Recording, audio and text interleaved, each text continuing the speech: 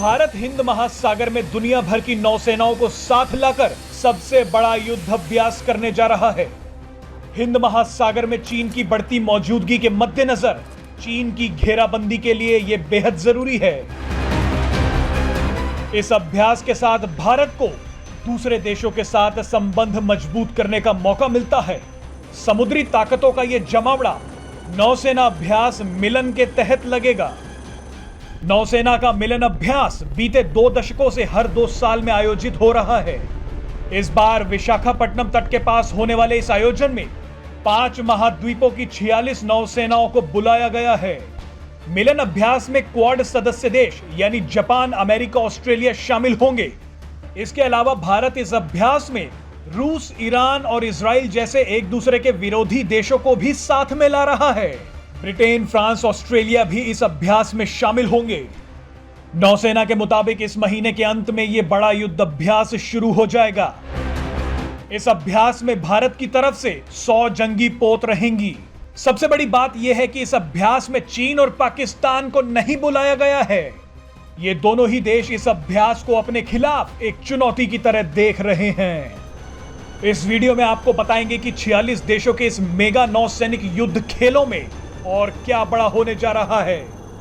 दुनिया की नौसेनाओं का सबसे बड़ा अभ्यास 26 फरवरी से 3 मार्च तक बंगाल की खाड़ी में शुरू होगा। ये मिलन अभ्यास है जो कि 2 साल में एक बार होता है। इस बार इसमें 46 देशों की नौसेनाएं आ रही हैं, जिसमें अमेरिका, फ्रांस और रूस जैसी सुपर पावर्स भी हैं, जिबूती जैसा छोटा देश भी है और फार ईस्ट के सारे देश हैं।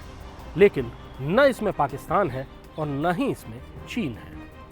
पाकिस्तान के आसपास की ईरान, जिबूती, गल्फ कंट्रीज, यहाँ की सारी नौसेनाएं आ रही हैं, लेकिन पाकिस्तान नहीं है। वहीं दूसरी ओर Vietnam, Singapore, Malaysia, Thailand, Brunei जैसे दक्षिण चीन सागर के आसपास के देश शामिल हो रहे हैं, लेकिन इसमें चीन नहीं है। चीन के लिए परेशानी की सबसे बड़ी वजह यह होगी कि इसमें क्वाड कंट्रीज की सारी नौसेनाएं हैं। क्वाड कंट्रीज यानी कि अमेरिका, भारत, जापान और ऑस्ट्रेलिया। चीन को हमेशा ये लगता है कि क्वाड कंट्रीज के बहाने उन्हें घेरने की कोशिश की जा रही है। चीन को हमेशा ये लगता है कि क्वाड कंट्रीज यानी ये एक नया फ्रंट, ये एक नया साझा मोर्चा दरअसल चीन को घेरने के लिए बनाया गया है, और इसमें थोड़ी सी सच्चाई है भी। 1995 में जब मिलन की शुरुआत हुई थी तो केवल 5 देश इसमें शामिल थे। भारत के अलावा इसमें इंडोनेशिया, सिंगापुर, श्रीलंका और थाईलैंड थे। लेकिन आज मिलन दुनिया की नौसेनाओं के लिए सबसे बड़ा साझा अभ्यास बन गया है। इस बार इसमें 46 देशों की नौसेनाएं शामिल हैं। चीन को हमेशा ये लगता है कि अंतर्राष्ट्रीय समुद्रों पर उसका दबदबा है और वो किसी भी देश को अंतर्राष्ट्रीय समुद्र में चुनौती देने के लिए तैयार है। चीनी सबमरीन्स लंबे अरसे से इंडियन ओशियन में यानी हिंद महासागर में नजर आती रही हैं।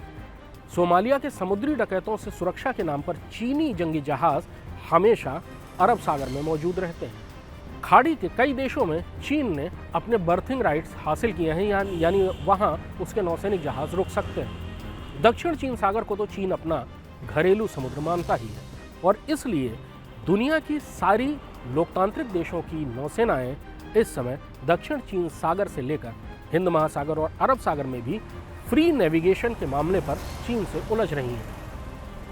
भारत ने 2012 में जब से दक्षिण चीन सागर में जाना शुरू किया, वहां पर वियतनाम के साथ तेल उत्खनन का काम शुरू किया, तब से चीनी नौसेना के साथ भारतीय नौसेना की टकराव या तनातनी की खबरें आती रही हैं। अब मिलन एक्सरसाइज के बाद चीन की परेशानी ज्यादा बढ़ेगी, क्योंकि मिलन अब साझा अभ्यास इसलिए बनाया गया है कि दुनिया में फ्री नेविगेशन यानी समुद्रों में स्वतंत्रता पूर्वक आवागमन और व्यापार हर देश के लिए खुला हो, और चीन फ्री नेविगेशन का कोई भी सिद्धांत मानने के लिए तैयार नहीं है। मिलन में चीन के धुर शत्रु फार ईस्ट के सुदूर पूर्व के जिन देशों की नौसेनाएं आएंगी, उनको चीन डराता धमकाता रहता है। उसमें वियतनाम भी शामिल है, फिलीपींस भी, सिंगापुर भी, मलेशिया भी, थाईलैंड भी और ताइवान भी। जाहिर है मार्च के पहले हफ्ते के बाद चीन को और ज्यादा परेशानी होनी शुरू होगी। Presenting B News app available on Google Play and App Store. Download it now.